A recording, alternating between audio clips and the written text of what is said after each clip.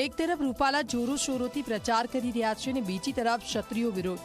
પરસોત્તમ રૂપાલા ઉમેદવારી ફોર્મ ભરે તે પહેલા એટલે કે આવતીકાલે રતનપર ખાતે સાંજે 5 વાગે ક્ષત્રિયોનું મહાસંમેલન યોજાવાનું છે, જેના માટે તડામાર તૈયારીઓ ચાલી રહી છે.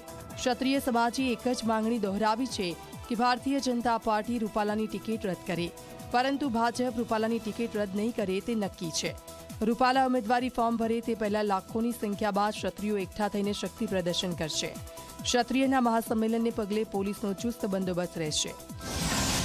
રતનપર ગામના યુવાનો, રાજકોટ શહેરના અને આજુબાજુના ગામના પણ યુવાનો અને સંકલન સમિતિ સાથે જોડાયેલા બધી સંસ્થાઓના પણ કાર્યકરો અહીંયા પહોંચી રહ્યા છે અને સ્વયંભૂ કામ ઉપાડી લીધું છે, એટલે સ્થળ ઉપર તૈયારીઓ પૂરજોશમાં ચાલી રહી છે. મોટા ભાગનો સંપૂર્ણ કાઠી ક્ષત્રિય સમાજ અમારી સાથે છે, કારણ કે એ તો વર્ષોથી જોવે છે.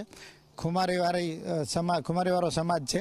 ક્ષત્રિય સમાજ અને સંમેલનમાં આવતા દરેકને હું એટલી અપીલ કરું છું અને વિનંતી કરું છું કે કોઈ પણ જાતનું રાષ્ટ્રની સંપત્તિને નુકસાન ન થાય. આજે રાત્રે સંકલન સમિતિની કોર કમિટીની મિટિંગ છે, એમાં આગળની રણનીતિની ચર્ચા થશે.